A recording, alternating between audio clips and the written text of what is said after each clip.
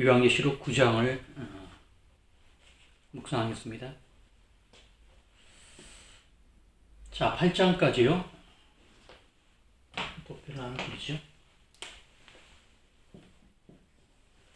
8장까지 지금 묵상을 했고요. 6장 환란 시작, 7장, 8장, 9장까지 왔습니다. 자, 6장이 환란 시작이었고요. 그래서 1, 2, 3, 4, 5, 6 봉인이 있었고요.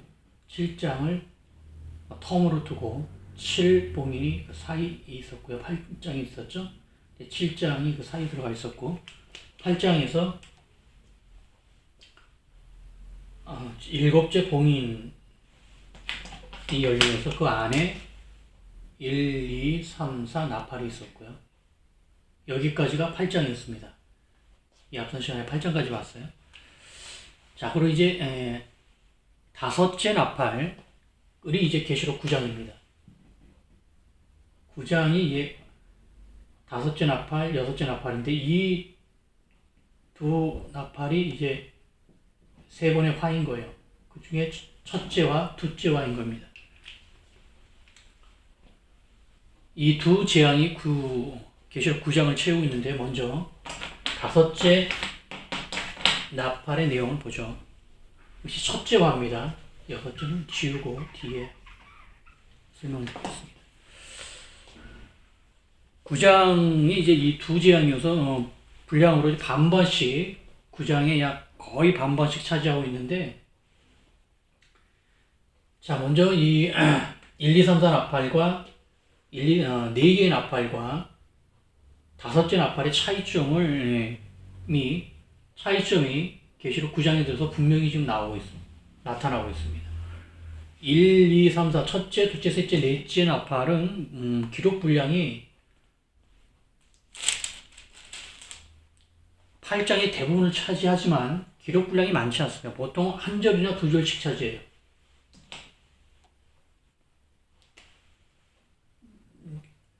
기록 분량이 1, 2절 분량밖에 되질 않습니다. 그런데 다섯째 나팔 들어와서 기록의 분량이, 글씨의 분량이 11절 분량이 돼요.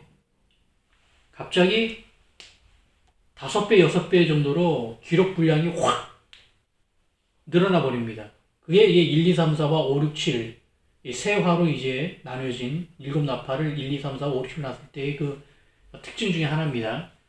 성격에서도 1, 2, 3, 4가 뒤에 배경으로 해가지고 땅과 바다와 강과 하늘의 이런 내용에서의 차이도 있지만 분량에서도 5, 6, 7 뒤에 7의 4, 3 구조에서 4와 3의 구조에서 뒤에 있는 3의 구조가 중요해서 비중을 두고 강조를 하는데, 여기서 분량에서도 이미 물론 앞에서도 그랬습니다만 7봉인에서 그랬지만 이 분량의 그 두드러진 차이가 점점 더 커집니다.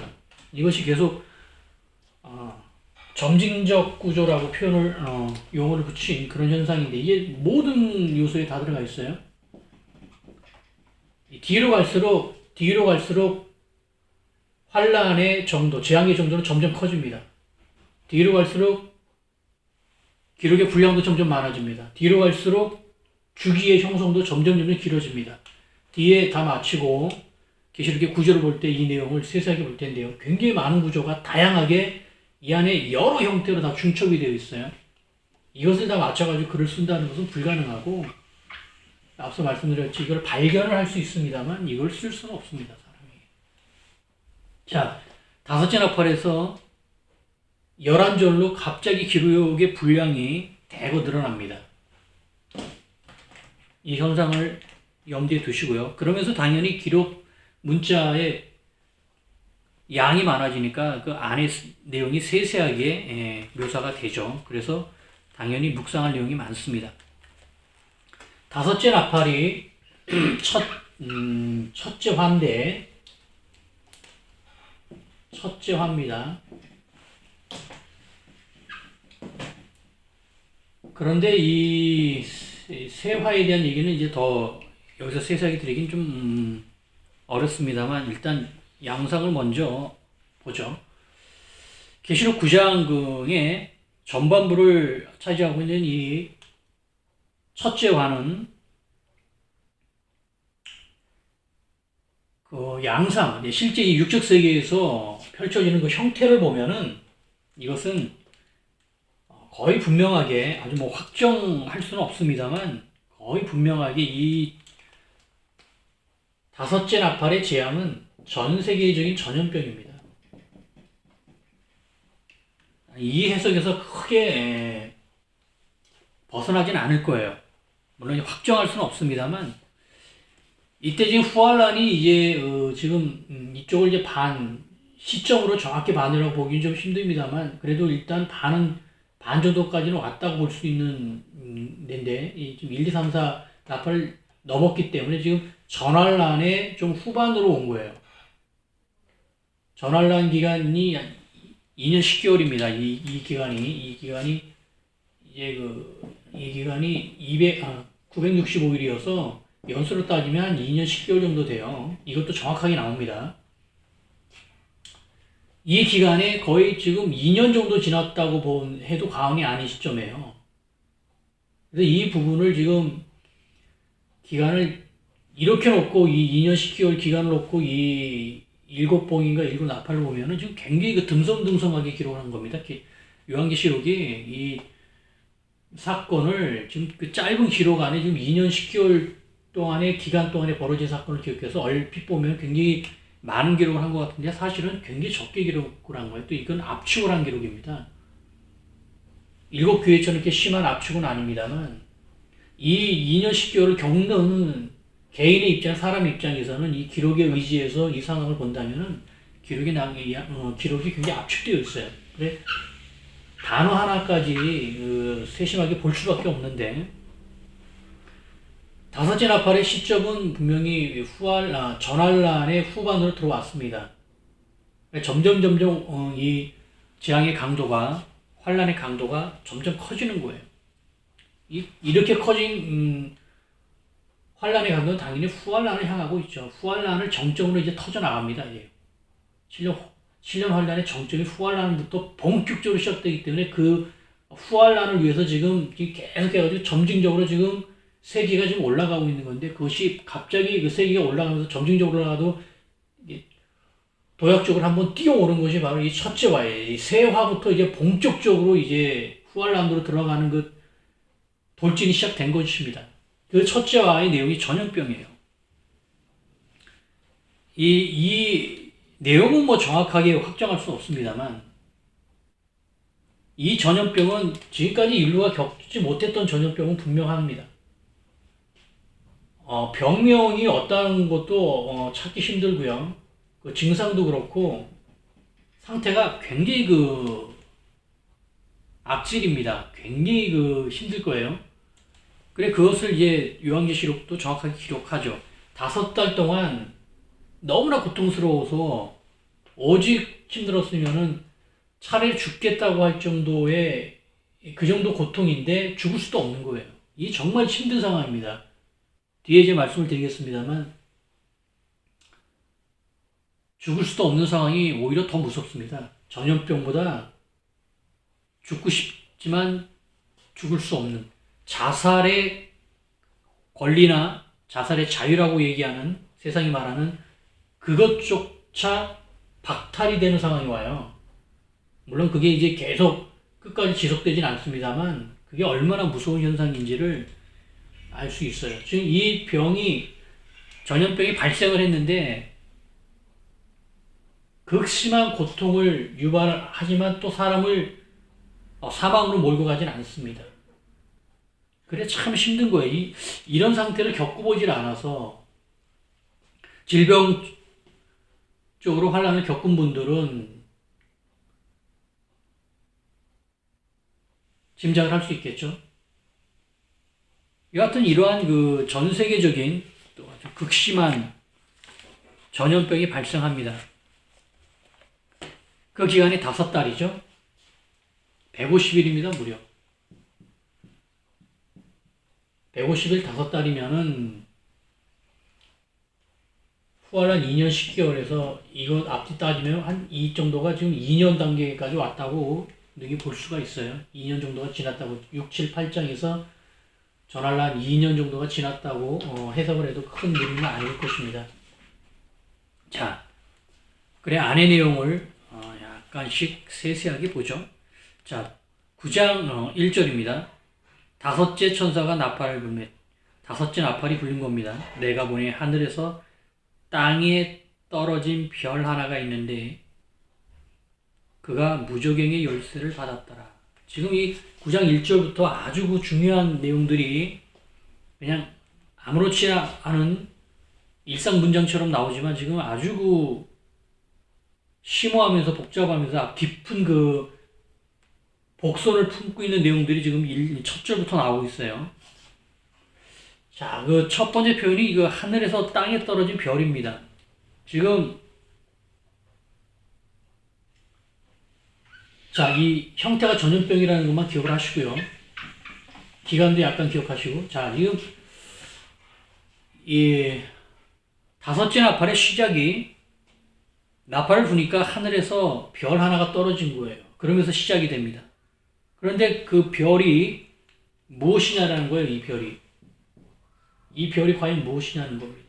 지금 이 별이요, 무저갱의 열쇠를 가졌다고 했어요. 이게 지금 굉장히 중요한 얘기입니다, 지금.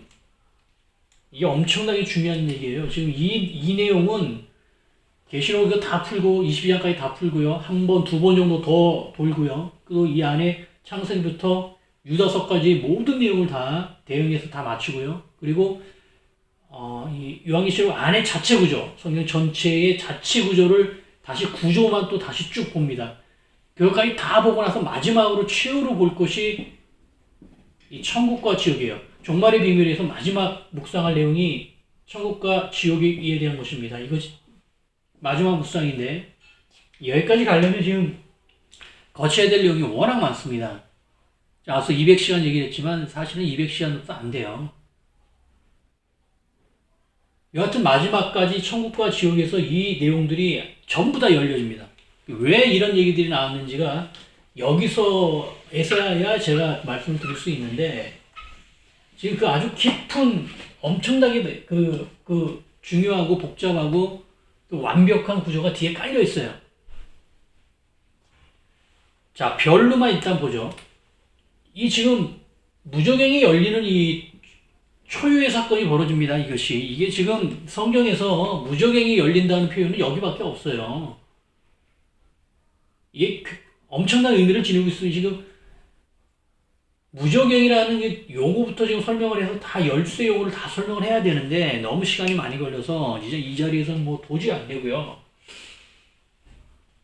자, 신약 성경에서도 무저갱이 열린다는 얘기가 없고 구약 성경에도 무저갱이 열리는 경우가 없어요. 뭐 물론 그 열렸던 어떤 시기들은 있지만 직접적으로 무저갱의 열쇠를 가지고 열었다는 표현은 나오질 않습니다. 유일하게 나오는 곳이에요. 따라서 이 부분이 굉장히 중요합니다. 무저갱이 뭐냐는 것부터 지금 하면 또 자, 그런데 그것을 무저갱이 열린 것도 어마어마하게 큰 사건입니다. 지금. 그런데 그것을 왜 사람이나 예수님이나 혹이나 사도 요한이나 이런 그 천사나 이런 부류가 와서 무저갱의 열쇠를 가지고 열었다면 이해가 되는 거예요.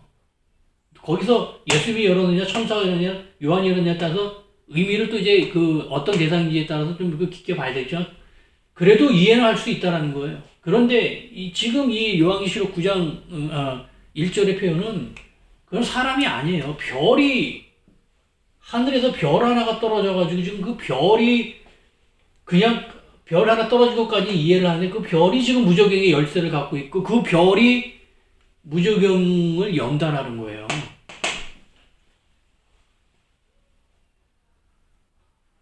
자, 이 해석의 결론을 지금 얘기할 수 없어요. 결론을 지금 얘기하면 뭐 충분히 이해는 할 수 있겠지만 너무 싱겁고 너무나 중요한 내용을 너무 쉽게 얘기해버리면은 제 입장에서는 편하죠. 다 그냥 속속들이 다 얘기해버리니까 편한데 듣는 사람 입장에서는 중요성을 이해를 못합니다. 인식을 못하고 엄청난 보화들이 쏟아져서 보화인지도 모르고 그냥 넘어가 버리는 그런 일이 벌어져요. 이건 충분히 이해할 수 있는 단계까지 설명을 드린 다음에 이제 말씀을 드릴 텐데, 자, 이게 예수님이나 천사나 요한이나가 무저갱 열쇠로 열질 않고 별이 떨어져서 무저갱을 열었다는 거예요. 성경에서 유일하게 초유로 열리는 무저갱 얘기인데 사람이 아니라는, 그럼 이 별이 누구냐는 겁니다. 이것이. 이것을 예수님으로 놓고 싶어요. 놓고 싶은데 예수님을 새벽별로도 이제 묘사를 하시죠. 그렇게 해서 별로도 놓을 수도 있어요. 그런데 그렇게 놓기에도 좀 약간 좀 그런 부분이 있어요. 그거 외에는 근거가 또 없거든요. 그런데 이게 뒤에 이제 이 표현에 봐서 2절로 가면은 이 표현이 갑자기 1절 안에서도 이제 나타나는데, 자, 1절을 보죠. 다섯째 천사가 나팔을 불매 내가 보니 하늘에서 땅에 떨어진 별 하나가 있는데 그가 라고 했어요. 자, 계시록 9장 1절 안에 한 절 안에서 별이 떨어졌다고 했다가 그 다음에 후반 부분 표현은 그라는 어떤 사물이 아닌, 사람인지 천사인지 모르겠지만 생명을 가진 인간 이상의 생명체라고 봐야죠. 이것이 대상이 바뀌어버립니다. 별을 누가 그라고 불러요. 즉 이 별은 상징적인 의미를 지니고 있다는 거죠. 이러면 이 그는 당연히 사람 이상이니까 정말 예상대로 예수님이든지 천사든지 사도 요한이든지 아니면 그게 뭐 누구든지 이런 정도로 지금 해석할 수가 있는데, 그러면 이제 문제가 더 복잡해지는 거예요. 왜냐면 차라리 그랬으면은 직접 표현을 하면 되잖아요. 이렇게 하늘에서 땅에 떨어진 누구인가가 천사만 이렇게 천사라고 표현하면 되거든요. 굉장히 쉬운 방법입니다. 그쵸? 하늘에서 천사가 하늘에서 뭐 요한이 와서 하늘에서 엘리야가 와서 이렇게 쓰면 아주 쉬운 거예요. 표기도 쉽고 쓰는 사람도 입장도 이해가 돼서 되게 쉬운 거예요, 오히려. 그런데 이게 별이 떨어졌다고 해놓고 뒤에 그 구절 안에서 후반에 가서 그라고 해서 이걸 사람 혹은 천사 혹은 그런 예수님까지도 그라고 부르죠. 이렇게 바꿔놓으니까 이제 내용이 더 의도와 함축을 가지고 있는 겁니다. 복선을 가지고 있는 거예요. 아주 쉽게 표현할 수 있는 거를 지금 한 번은 꽈단 말이에요. 이게 별이라는 것이 이제 그 안에 의미가 깊게 들어가 있다는 것입니다.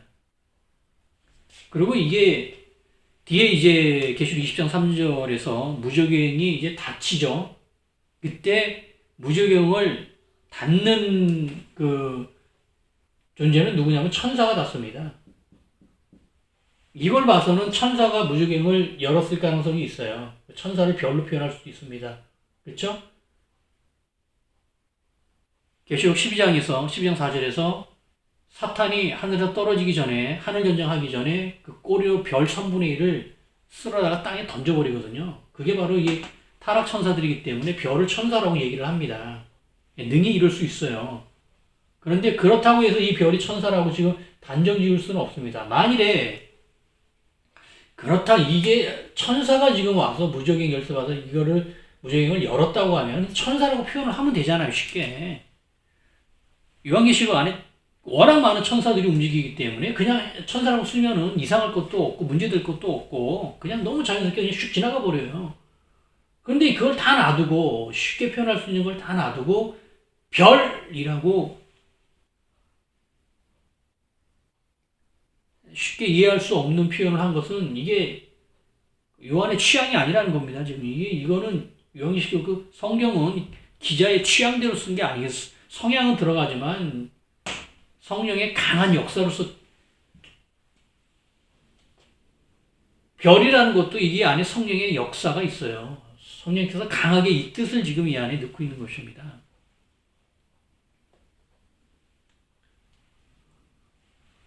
자, 지금 이 내용은 뒤에 어떻게 풀어질지를 기대하시고요. 묵상을 충분히 하시기 바랍니다. 자, 두 내용이 지금 다 엄청 중요한데, 지금은 이거는 좀 정말 2차, 3차, 4차, 5차까지 가야 묵상할 내용이고,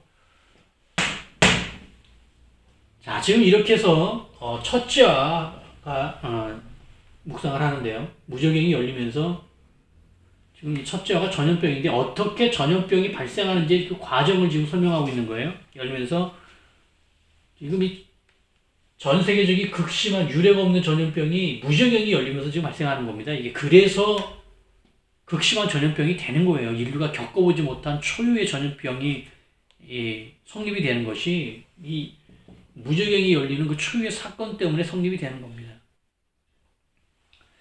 자, 지금 이 전염병의 대상을 보면 이 전염병의 시점이 전환란의 후반부이기 때문에 이 안에 지금 그 인류 전체가 다 지금 포함되어 있습니다. 이 안에 다 있어요. 유대인 14만 4천도 지금 있고요. 교회라고 부르는 그 교회, 예수 믿는 자들 안에 다 있고요. 유대교부터 해서 모든 인류가 지금 이 안에 다 있기 때문에 인류 전체가 지금 이 전염병의 대상이에요. 교회라고 성도라고 믿는 자라고 특별하게 이 전염병에서 이 병을 안 걸리고 넘어가는 걸로 해석할 수는 없습니다. 그러한 예는 말씀에서 추적하기가 힘들어요. 만약에 그런 일들로 계속 교회를 예외로 해석하면은 교회한테는 말만 7년 되었나는지 환란이 없어야 돼요. 세상은 완전히 환란투성이에 죽음투성이가 되지만 교회 믿는 자만큼은 달랑 7년 되었나 안 동안 죽지도 않고 다치지도 않고 사고도 안 당하고 물자도 걱정이 없고 그러면 정말 룰루라 하면서 7년 되었나 다 들어가죠. 정말 할렐루야를 외치면서 다 들어갈 겁니다. 근데 하나님께서 그렇게 역사를 안 하시죠. 구약신약 선례가 그러한 환란 통과의 예는 없습니다. 애초에 그렇게 일방적으로 혹은 그런 육적으로 기쁜 그런 환란 구조를 만들려고 했으면 애초에 성경 역사를 시작을 안 하셨을 것입니다. 하나님의 구원의 역사는 그런 구원이 아니잖아요. 우리가 제가 계속 말씀드린 예수 믿었다고 몸이 아프지 않습니까? 예수 믿었다고 그 다음날부터 떵떵거리고 잘 살아요? 아닙니다. 오히려 환란이 더 심해져요. 질병이라는 전염병이라는 이 첫째와도 그 안에 교회도 성도도 믿는 자도 동일하게 이 질병의 대상입니다. 그래 이렇게 되면 교회 입장에서는 더 죽는 거예요. 정말 힘들어지는 겁니다. 막 순교의 그 와중에 핍박, 이슬람과 가톨릭의 그 순교, 목 베이는 순교의 와중에 막 교회가 흔들리면서 지금 배교가 막 일어나면서 그 와중에 지금 이 전염병이라는 것까지 지금 몰아쳐 3차 대전 지금 벌어지고 있고요. 거기에 전염병이라는 것까지 정말 또 발생을 한 겁니다. 엎친 데 덮친 격이에요. 그래 첫째화가 나옵니다. 그래서 정말 곡소리 나는 겁니다. 이때를 우리가 겪어보질 않아서 지금 이 얘기를 하는 거지. 이 당사자들 입장에서는 상상을 초월하는 그 삶이 되는 거예요.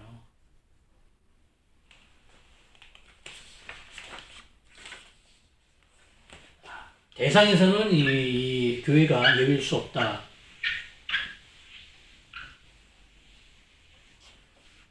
자, 지금 그 무적행이 열리는 이 내용은요, 뒤에 묵상을 하고요. 자, 지금 이러면서 이제 이 무적행이 열리면서 땅에서부터 올라온 이 화가 전염병을 만드는데 그 형태가 어떻게 되냐면 무적행이 열리면서 그 열린 무적행을 통해서 구멍을 통해서 이 황충이 나오는 것으로 묘사를 합니다. 전염병을 일으키는 것을, 이것을 어떤 질병이 발생하는 것으로만 기록하는 것이 아니라 황충으로 요한계시록은 기록합니다. 이것은 당연히 구약에 이러한 표현들이 있어요. 요엘서에 이제 아주 딱 맞춰져 있는 표현인데, 요엘서 2장 1장도 약간 그렇습니다. 2장이 특히 2장의 이 황충 내용이 대거 들어갔으면 거의 똑같은 내용입니다. 그 내용을 그대로 요한계시록에 지금 대응으로 해서 그 표현들을 갖고 왔어요. 그 세세한 내용들은 이제 거의 똑같아서 크게 이견이 없고요. 그 황충이 이제 무정에서 올라와서 그들이 전염병의 권세를 받고 오직 하나님의 인침을 받지 아니한 사람들만 해라. 이게 지금 여기서 이제 아까 대상에서 보면 이제 이 인침을 받지 않은 대상이들 14만 4천, 유대인 14만 4천만이 이 전 세계적인 병에 걸리지 않는다는 뜻이에요. 지금 이들만 예외로 지금 정확하게 기록을 해놨습니다. 그래, 그 황충에 대한 묘사 내용들은 거의 같아요. 그런데 이제 이렇게 황충을 묘사를 기록하면서 이 황충의 모양의 외형을 기록을 하는데, 이것이 참 아주 황충 외형이 아주 공격적입니다. 7절부터 이제 쭉 나오죠.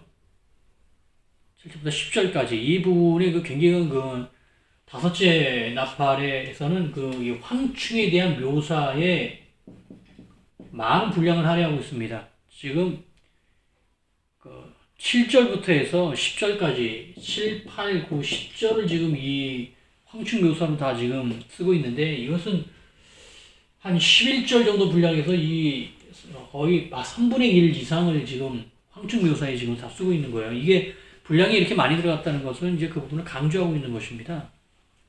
근데 그 내용들을 보면은 잘 알고 계시겠지만 전쟁 무기와 굉장히 닮아 있어요. 황충 묘사가.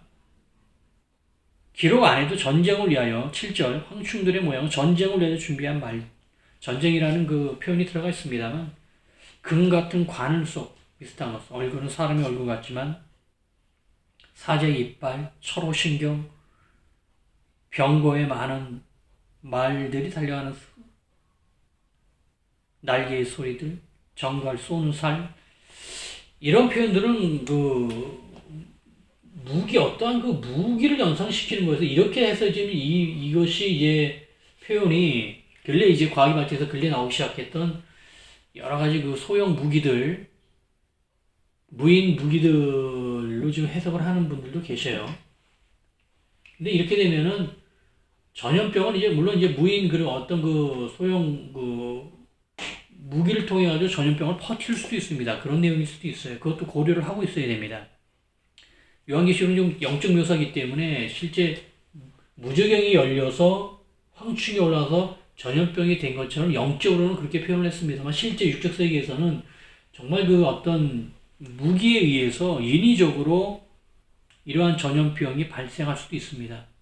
어떤 특정 대상만을 노리고 이러한 것이 했는데, 이것이 어떻게 돼서 전 세계적으로 퍼져서 근래 이제 인류가 겪고 있는 여러 가지 이상한 질병들이 있죠. 여러 가지 알려지지 않았던 세균들이 나타나기도 하고요. 또 없어지기도 하고, 이런 것에 여러 가지 얘기들이 있는데, 인위적으로 누군가가 시험을 하고 있다는 그런 여러 가지 설들이 있어요. 그 중에 하나일 수도 물론 있습니다. 그것도 고려를 하고 있어야 된다고 저는 생각을 하고요. 그러나 그게 어떤 형태가 됐든지, 이것이 인위적으로 어떤 단체가 무인 무기를 써서 뿌리든지, 진짜 무정이 열려서 그렇게 자연스럽게 땅 밑에서 어떤 세균이 스스로 발생을 해가지고 그런 식으로 됐든지, 여하튼 그것은 저는 이제 아주 중요하지는 않다고 봅니다. 계시록 얘기니까 다 중요한 얘기입니다만, 어찌됐든 전염병이 생긴다는 거예요. 어찌되었든. 위에서 내려오든 밑에서 올라오든 어차피 이 5달 동안에 전염병이 발생을 한다는 것입니다. 계시록에서 이것을 황충 묘사의 묘사로 많이 비중을 두고 있는 것은 그 나름대로 의미가 있겠죠. 예. 요엘서에서 이 황충 묘사는 이제 이것이 일반적으로 재난을 의미합니다. 당시에는 2500년 전, 2800년 전 이때 뭐 무기로 어떤 이런 걸 얘기할 수도 없는 것이고 이런 일이 실제 이런 것이 황충이라는 것이 무기화된 이런 걸로 표현할 수 없는 자연 재난이 아니라 자연 재난 형식은 이제 보통 황충, 메뚜기나 이런 메뚜기 떼의 재앙 같은 그러한 형태로 묘사를 합니다. 예, 그런 식으로 얘기를 했는데 이것이 이제 고도로 기술이 발전한, 문명이 발전한 시대로 와서 이 똑같은 글을 읽게 되면은 이 표현이 다르게 해석될 수 있는 것이죠. 그리고 오히려 그 해석이 우리가 임박한 7년 대안을 앞두고는 이 해석이 오히려 더 맞을 수도 있습니다. 요엘서가 이 내용을 미리 준비하고 예표로 그렇게 예언적으로 그런 표현을 했을 수도 있어요. 그리고 이 표현은 무적영에서 올라온 이러한 그 내용, 앞선 내용하고 맞물려 있어서 당연히 이게 악진영의 어떤 분명한 준동에 의해서 이런 일이 발생을 한 것입니다. 물론 시작은 하늘에서 별이 떨어져서 무적영을 열어 시작을 했지만 무적영은 열어놓으니까 이제 땅 밑에서 음부에서 무적영에서 올라와가지고 이 아주 그 심한 질병이 발생을 했기 때문에 이 묘사로 봐서는 이거 능히 전 세계를 지배하려고 하는 그 야욕을 품은 자들에 의한 그 인위적인 악의에 찬 질병일 수도 능히 있습니다. 그것을 이렇게 황충 묘사로 표현할 수도 있어요. 그러나 이 부분도 아무리 묵상을 해도 이 부분도 결론이 나지는 않습니다.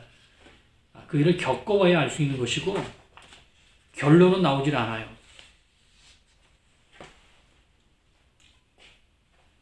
저도 그렇게 한 두 가지 정도로 양쪽을 같이 보고 있습니다.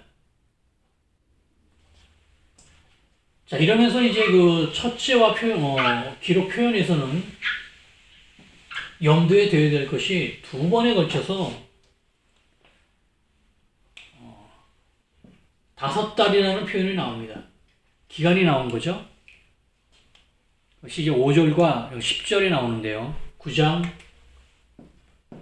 5절과 10절에 두 번에 걸쳐서 5달, 그 전염병의 기간이 5달이라고 150일입니다.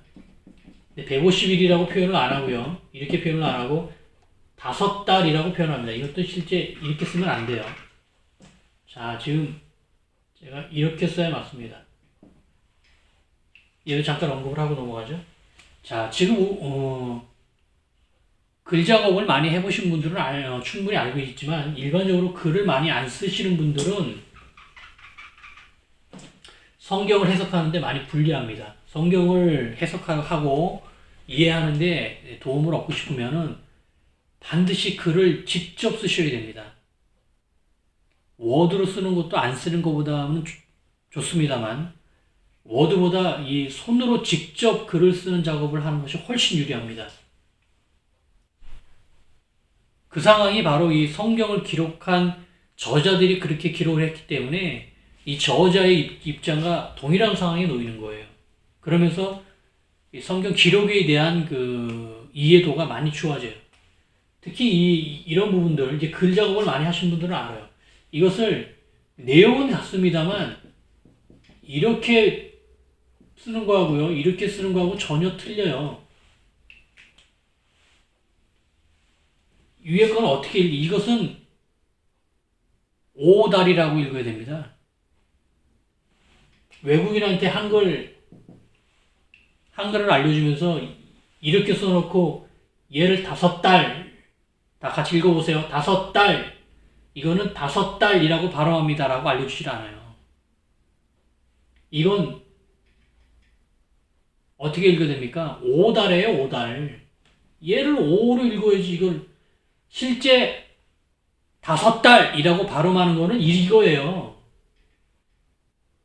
내용은 같죠. 의미는 같습니다만 발음에서 차이가 난다는 것을 알고 계셔야 되는 거예요. 그리고 이런 차이가 이제 이런 거에 나타납니다. 5달이면 150일이잖아요. 그래서 150일이라고 써요. 이게 의미는 같아요. 내용은 같습니다. 의미는 같은데요. 성경이 이 두 내용이 이 두 내용의 의미를 같다고 얘기하지 않습니다. 왜냐면요, 5달이라고 쓰는 거하고요, 150일이라고 쓴 거하고, 5달이라고 쓴 거하고, 151이라고 쓴 거는 이건 틀린 거예요. 이건 내용이 같질 않아요. 왜냐면 수로 보면은요, 5하고 150 혹은 15 이거를 쓴 거예요. 그리고 한쪽은 달이라는 단어를 쓰고 한쪽은 일이라는 단어를 쓴 겁니다. 이건 틀린 거예요. 이거는 말씀을 이렇게 섬세하게 봐야 됩니다.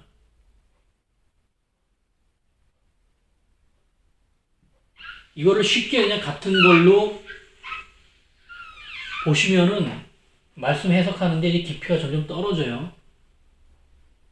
그렇게 섬세하게 말씀을 봐야 됩니다. 정말 토시 하나까지도 섬세하게 말씀을 소중하게 보셔야 돼요. 그래야 말씀이 조금씩 열립니다. 휙휙휙 읽어버려서는 말씀이 전혀 레마로 들어오질 않아요. 이 말씀 단어 한 단어 안에 아주 깊은 내용이 좀 다 들어가 있습니다. 그게 성경이에요, 그게. 지금 앞에 5절만 해도 그러나 그들을 죽이지는 못하게 하시고, 자, 이런 템포로 지금 9장 5절을 읽어도 이것도 굉장히 빨리 읽은 거예요. 말씀 묵상 때는 이 정도도 굉장히 빠른 템포를 읽은 겁니다. 지금 묵상을 좀 슬쩍 하고 슬쩍도 아니고 그냥 하는 듯 하면서 하고 넘어간 거예요. 단어 하나하나가 다 한글로 번역돼서 완전한 번역일 수는 없지만 그건 어차피 똑같은 입장입니다. 히브리 헬라어 원본을 쓰지 않는 이상 그 어떤 언어로 번역을 하든지 영어로 번역했다고 완전할 것 같아요. 천만의 말씀입니다. 히브리어를 놓고 영어로 해석을 하나, 일본어로 해석을 하나, 한글로 해석을 하나, 직역으로 다 하나, 어차피 다 완전하게 번역되는 언어는 없어요. 또 히브리어, 헬라어 원어 자체가 또 그 안의 내용을 완벽하게 담은 원어도 아닙니다. 그냥 그 언어일 뿐이에요. 히브리, 헬라어 그냥 어떤 언어를 택해가지고 기록을 해야 되기 때문에 그걸 택했을 뿐이지 그 언어조차도 그 언어로만 이 말씀을 딱 봐야 그게 정확히 나온다는 것도 아니에요. 즉, 그 문자에 한계가 있다라는 겁니다. 문자에. 지금 갑자기 이쪽으로 가면 또 문자라는 거에 그 이점도 있지만 문자에 한계가 있어요. 이거는 원어도 마찬가지입니다.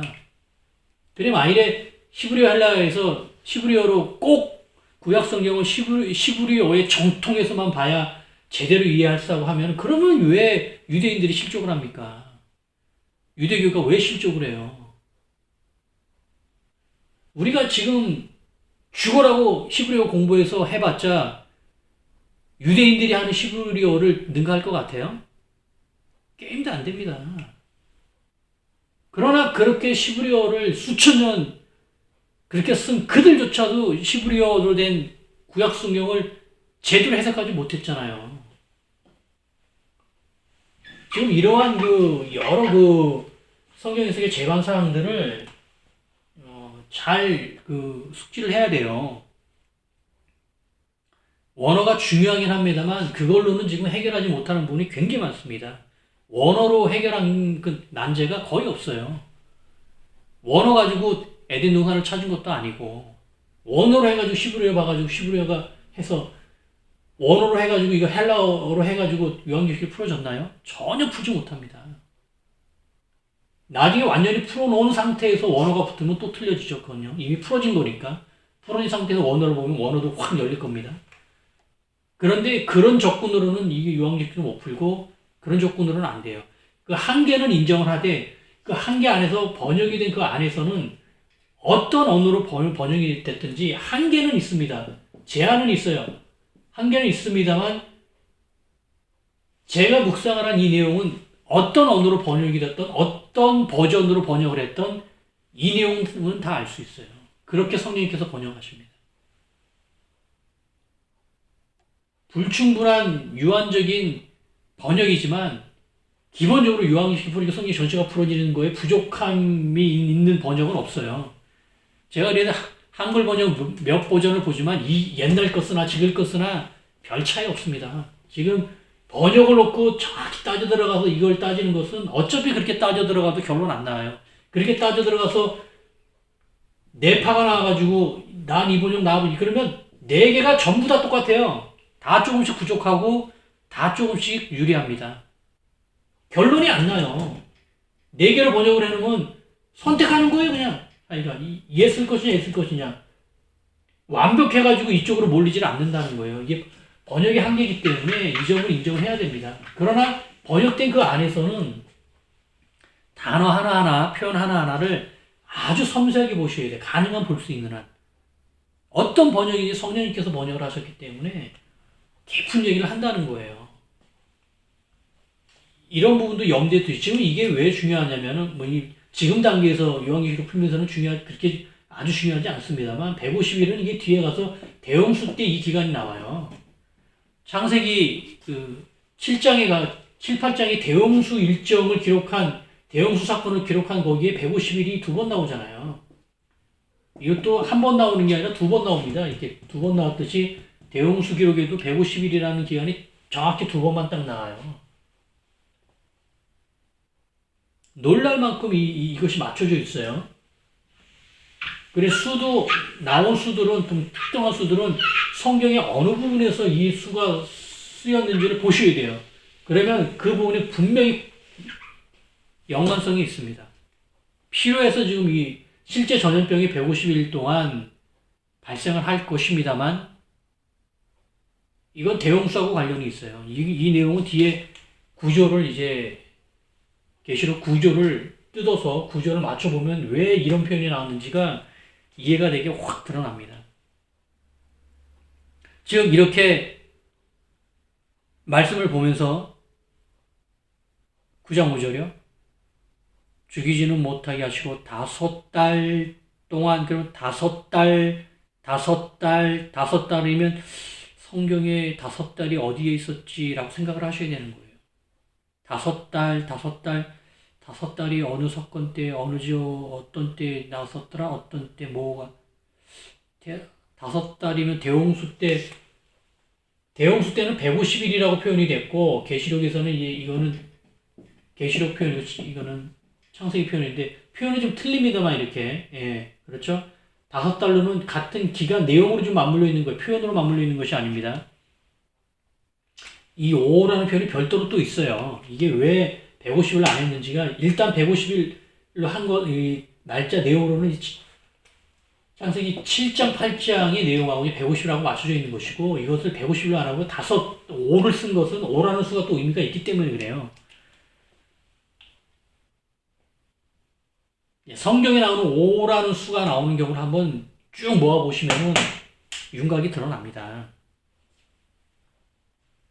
그렇게 말씀을 깊게 보셔야 돼요. 그럼 전부 다 연결되지 않은 말씀이 하나도 없어요. 성경 자체가 압축이 되어 있기 때문에 한 단어에 하여간 늘 수 있는 한 많은 내용을 중첩을 시킬 수밖에 없습니다. 그리고 이 안에 이 역사 자체, 성경 자체가 무수하게 복잡한 내용의 구조로 꽉 차 있기 때문에 그냥 한 가지 뜻만 달랑 딱 품고 있는 그런 단어나 그런 문장이나 그런 건 없어요. 다 적어도 2개, 3개, 4개, 5개, 어떤 경우는 수십 개, 수백 개까지도 의미를 중첩하고 있는 것도 있습니다. 그런 부분을 조심스럽게 보시고요. 5째 나팔에서는 이제 끝에 가서 그렇게 황충이 준비되고 5달 동안 아주 견디기 힘든 전염병이 전 세계를 몰아칩니다. 그 전염병이 무적행에서 올라온 무적행이 열린다는 충격적인 사건, 그리고 황충이라는 그 형태에서 그 세기를 짐작할 수 있고요. 뭐 11절에 가서는 이제 마지막 절로 무조건 사자의 이름이 나옵니다. 이러면서 아바돈과 아볼루온이 나오죠. 여기서도 유념해 보실 게 있어요. 지금 아바돈은 그러면서 참 희한하게 시브리어로라는 그 시브리어를 분명히 써주고요. 또 헬라어로는 아볼루온이더라 라고 얘기를 이렇게 성경 전체에서 구약 신약 전체에서요. 시브리어로는 무엇이고 헬라어로는 무엇이더라 라고 표현한 구절은 딱 한 구절이에요. 이 구절 딱 하나입니다.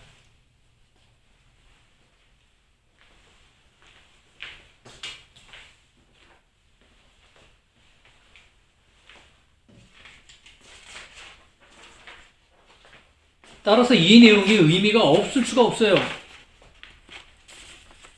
의미가 없을 수가 없습니다.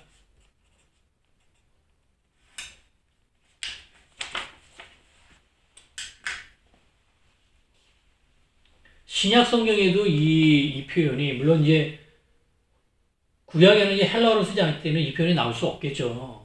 근데 구약에서도 시브리어라는